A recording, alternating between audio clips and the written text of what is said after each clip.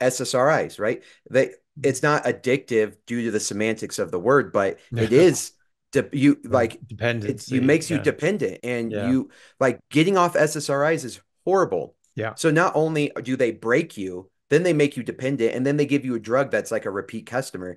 And I was Mhm. looking at the pharmaceutical companies and how much they lobby. It's like 1,000 over 1,600 employees, people being employed to lobby. Like, think about how big a corporation would be with 1,600 employees.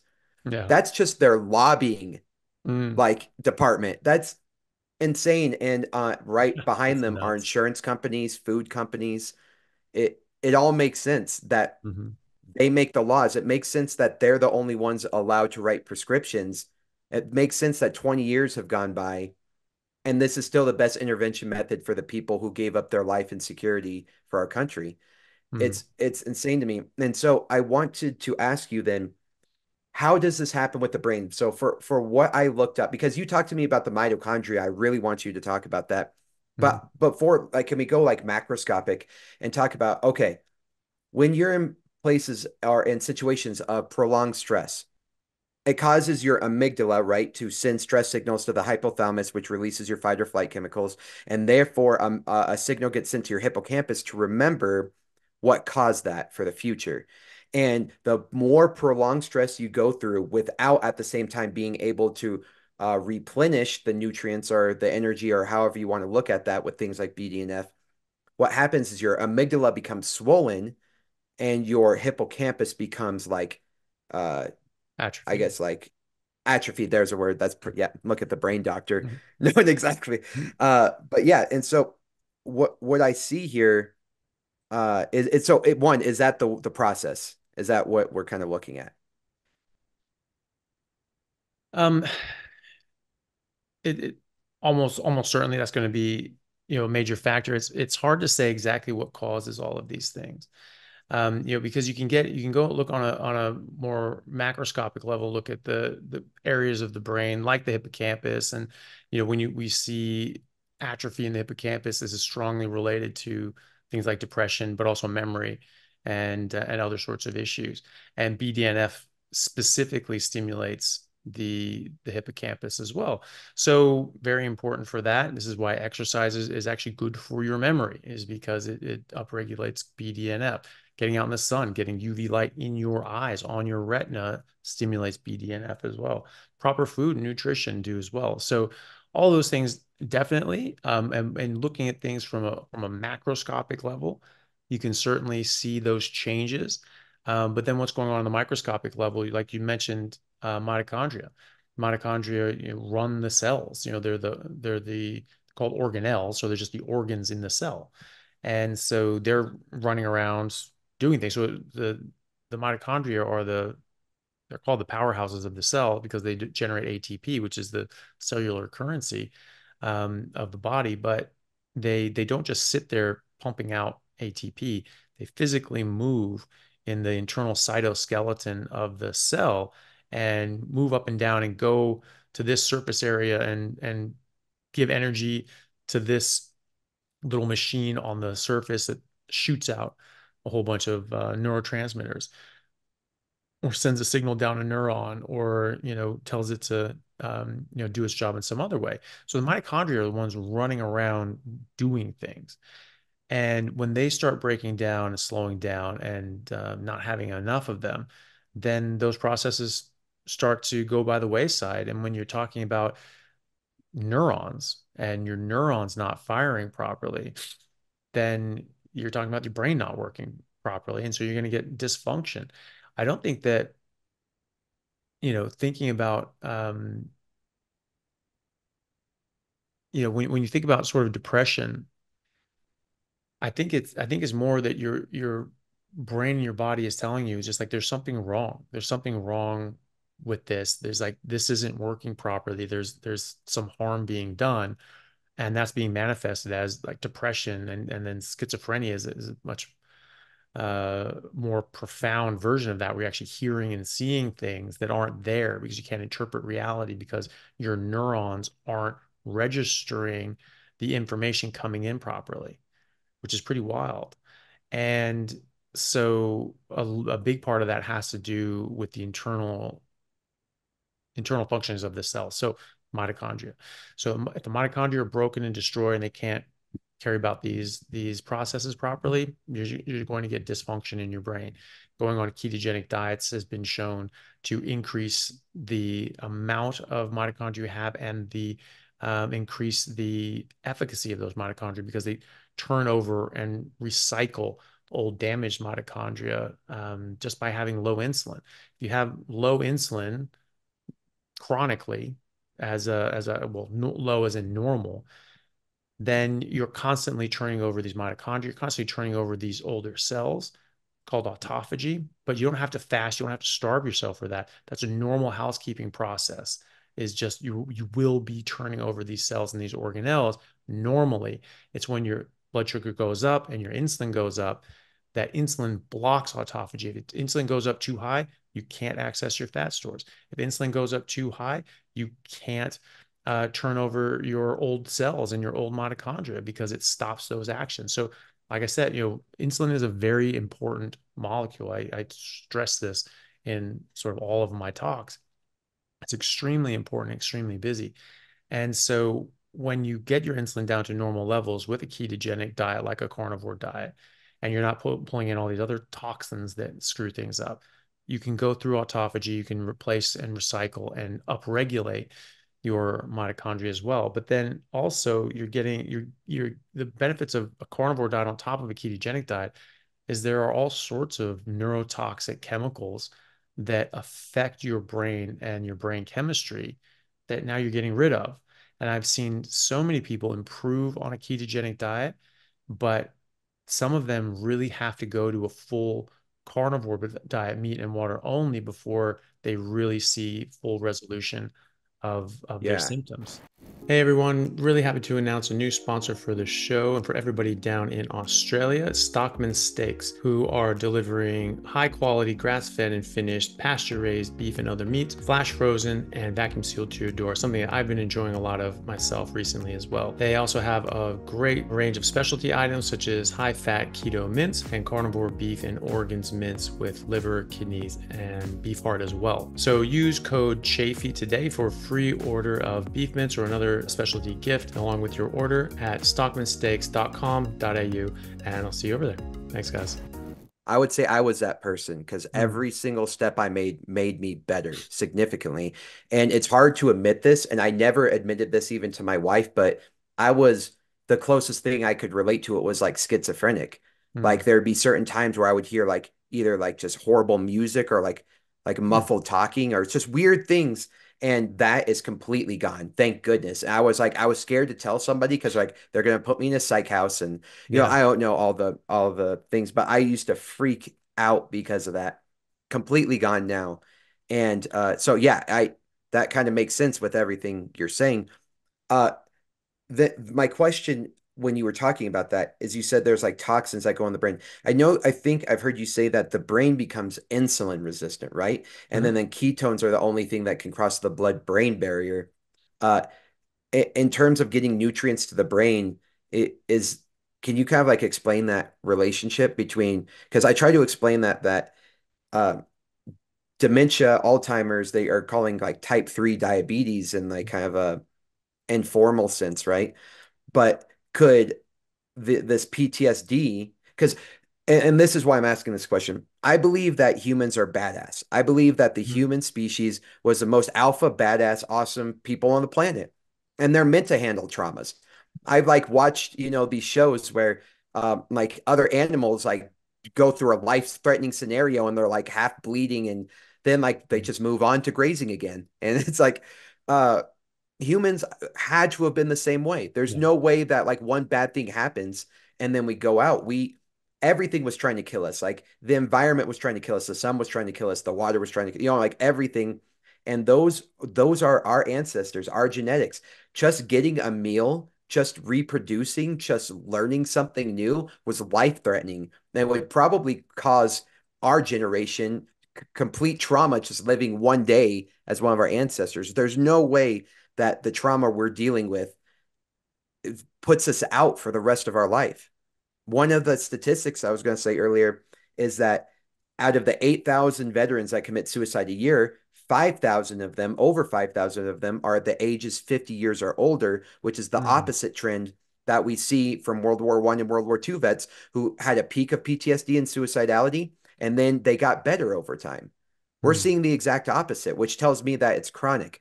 And so, could it be that like this PTSD and this chronic stress is like, and we talked about this a little bit at the wedding, since the brain is only like 7% of your brain, of your body composition in terms of mass, right? But takes up over 20% of the body's energy requirements. And so, like, when you're stressed in those states, could you like overclock your brain? And could PTSD and this chronic stress be the fact that you have like almost like early onset like dementia because you overworked your brain and you're being fed over there nothing but garbage food? In addition, the military diet is tobacco, nowadays, the what's it called? The vaping, um, and what energy drinks, right? Those are like mm. the three staples in the military. And they're really like vending machines with energy drinks while at the same time someone's suffering mentally. So could this all be related? And that's kind of my question to you. And that's kind of like what I think happened to me. It's like something happens to you where it overstresses you and you simply don't have the nutrients. Like you're either insulin resistant or yeah, I'll let you dive in on that. No, I think you're totally right. I mean, I think about like the savagery of World War One. It was the first time we had large scale mechanized warfare. We didn't have like all these conventions and rules. Like you could just do anything. They were going around and going into the trenches with flamethrowers, just torching people alive, and mustard gas and all these other sorts of things. They had bayonets. They didn't just have knives on them. They had a triangular sort of prism sort of shaped knife on it so that you stab them. So if you didn't kill them, it would leave a really big, weird, gaping hole that would heal really strangely and would leave them, crippled and chronically injured and in pain the rest of their life. That's illegal now. It's against the Geneva Convention. That you could do that then. So you could, you had like tanks going through for the first time with flamethrowers, just doing horrific things to people. And you got, J.R.R. Tolkien and C.S. Lewis, professors at Oxford after that. They fought in World War One. They were in the Battle of the Somme, and in fact, they had a lot of, well, I used to call it shell shock, but they had, that negatively affected such a large amount of people. They called it the lost generation, people who fought in that.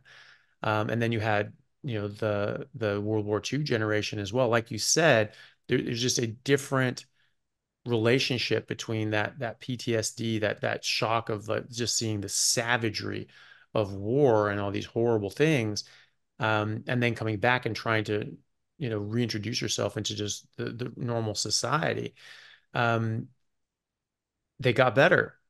It was hard to deal with, but then they got through it, and now it's just sort of getting worse and worse and worse. Like you said, it's a chronic issue. It's a progressive chronic issue, where it's like you've had this trauma, you've had this problem, and instead of being able to recover from it and get better, it's just getting worse and worse and worse until you're like, no, I can't deal with this anymore. I have to go. So something's different, isn't it? And so I think it's definitely something. I think that it follows the same pattern of increased prevalence and severity that we're seeing in all the other mental health issues, which are only going up and getting worse. And I think that it's absolutely to do with not necessarily just insulin resistance, but with just eating processed junk food and just eating the wrong sort of food that's screwing up our brain. Insulin resistance, sure, because if you have insulin resistance and you have chronically elevated insulin, you are going to suppress your body's normal mechanics for cleaning up your cells in your mitochondria. You just are. And so if you have insulin resistance, you have insulin resistance of the brain, you're not going to get energy properly into the brain. That's a big one.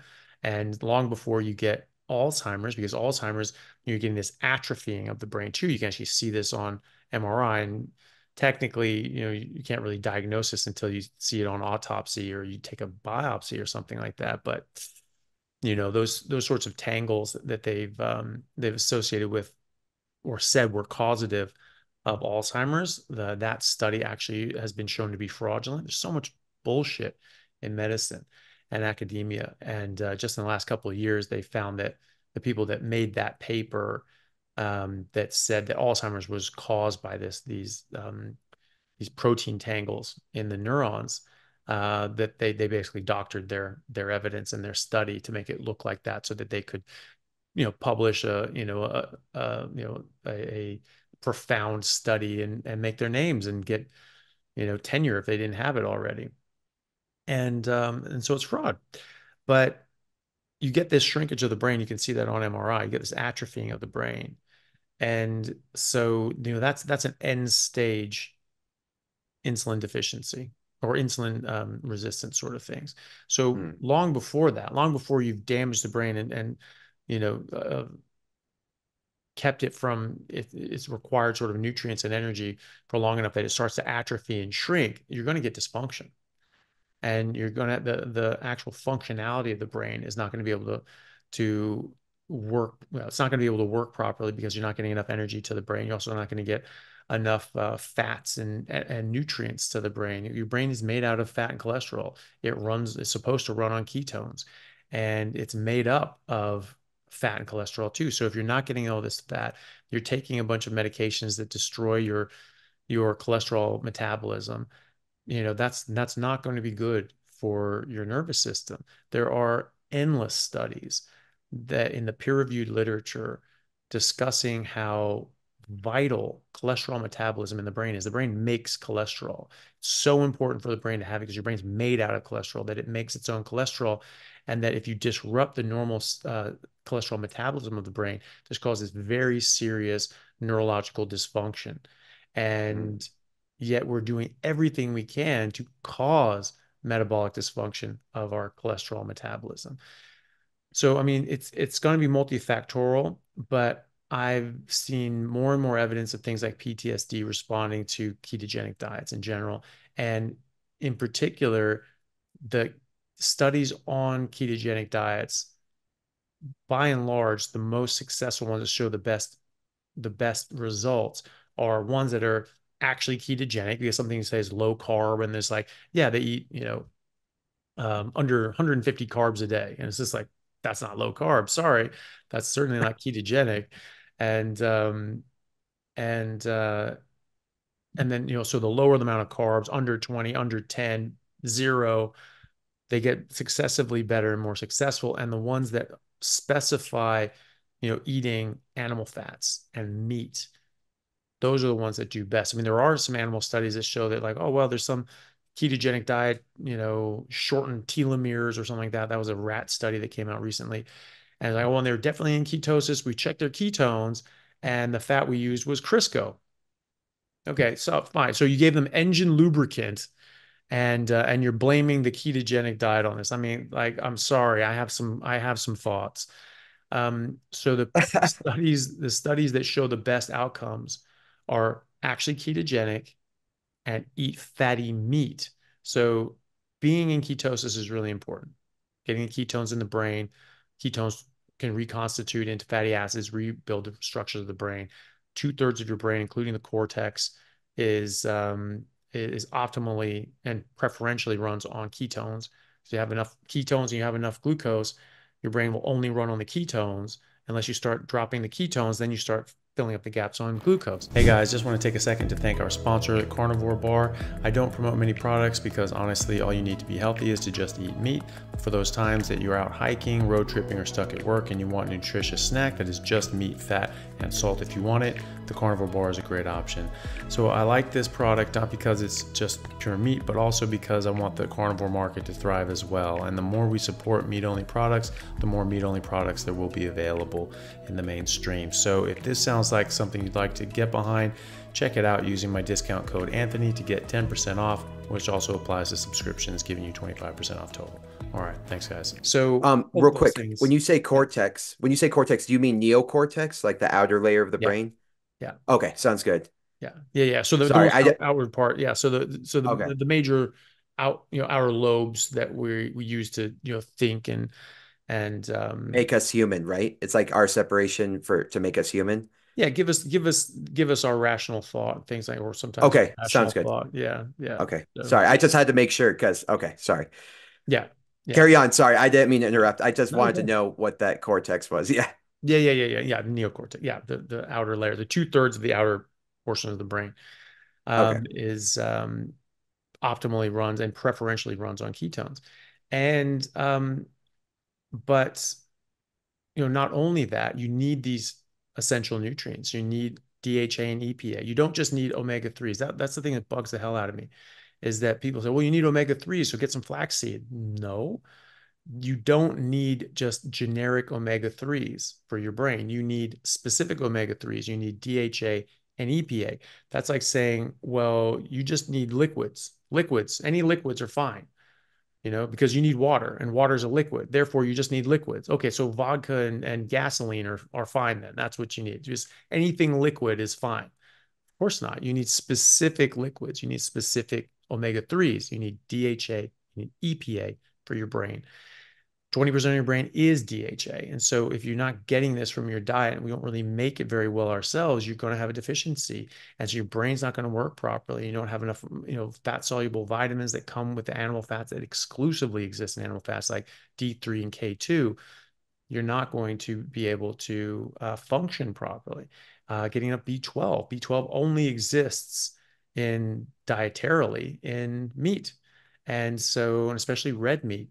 And you require B12 to myelinate your axons and your nerves. And so when you don't have enough B12, that myelination starts to fray and break down. You get demyelination, and so you get nerve damage.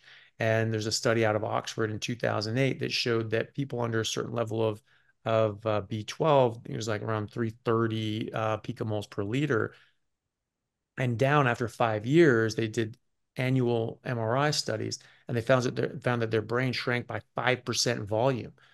And the thing is that that level of B12 is like halfway to two-thirds up the normal reference range. So a good half to two-thirds of that so-called normal reference range is a clear deficiency where people are getting neurological dysfunction, damage, and brain shrinkage. But because so many people are deficient in B12, the reference range is being renormed to match that average, because these reference ranges are not optimal. So your doctor looked at this and goes, oh, well, it's in our range. Well, your range is wrong.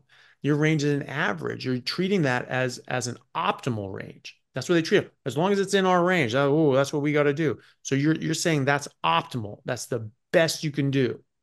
And if you go above that, it's too high. You go below that, it's too low. So you want to be in that range. And so they're treating that as an optimal range, but that's not even what it's advertised as. It's advertised as an average range. And the average person is fat, sick, and malnourished. And the average person has critically low B12. This is why a lot of vegetarians and vegans, they say, well, my B12 is fine. I bet you it isn't, because you're just going into that whole average, that because everybody's deficient. And so Mhm. when you have low B12, you're going to get neurological dysfunction as well. So everybody that comes into my office, um, that is on a whatever diet, unless they've been on carnivore and they're coming to see me to help optimize their carnivore diet, they're just on a whatever diet. Even if they're on like really, oh, I try to eat really healthy, blah, blah, blah, they're all deficient in B12. All of them are sort of in that range of, below 400 picomoles per liter in US numbers, picograms per milliliter. They'd be sort of below 500. They're in that sort of dangerous, critical level that it's like, this is bad. This is causing harm. And so eating actual meat, ketogenic meat-based diet, these are the diets and the studies that show the best outcomes for mental health, for diabetes, for cancer, for all these other sorts of things. It's really, really important, especially for mental health, that you get enough, or you get in ketosis, so you're getting ketones, but you're also getting the proper nutrients for your brain, and then you're eliminating out these neurotoxic chemicals that can come in plants and processed foods. One of the things you mentioned, that junk food is just making people dumber and things like that. There was a study recently in rats, and they put them in sort of this, like a big tank of water, and there's just this one little platform there, and it all looks the same. It's Oh like yeah. sort of this milky substance and a white platform. So it all sort of blends in. So it's very subtle to see. They put normal healthy rats just getting their normal sort of chow or whatever, which probably isn't all that great for them anyway. Um, they can get on the post in a few seconds. They know where to go.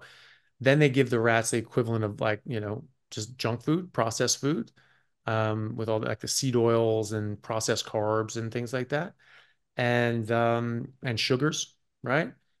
And it takes them 5, 6 times as long to get on. And they're just swimming around. They're swimming around. They just can't find this little post. They can't get out of there. They don't know what's going on. It's caused brain damage. And this is only after, a week or two eating processed foods. It's caused brain damage. And I don't know if that's intentional. If people out there are trying to screw with people's brains for some sort of nefarious purpose to make them easier to control and manipulate. If you're sick and you're miserable and you're just trying to struggle to maintain, you're not looking at high level moves. Like you're Yeah. just trying to survive. You're just going to work and coming home and feeling miserable and just trying to live your life and have some sort of happiness at some point, and you're struggling. You can't look up here at what these assholes are doing and how they're manipulating politics and economies and all these sorts of things, because you're like, I can barely function in my own life. I can't, I have Yeah. no processing power available to worry about that. So I don't know if that's intentional, but You certainly talk it's about that, there. right? Like bread and circus, right? In We're in Rome. circuses. We're not combustion engines. We're not a steam locomotive. We don't burn the food that we get in. We're not burning coal for energy. So it doesn't matter what calories are. Calories are meaningless into this discussion. We are chemical factories that interact with chemicals. So we're bringing in food that are a mixed bag of chemicals. And those chemicals will get absorbed and interact in our body in various ways. And so if you're putting the right chemicals in, you're going to get the right reactions. You're putting the wrong chemicals in, you're going to get the wrong reactions. And you're going to be harmed by that. So that's the vast majority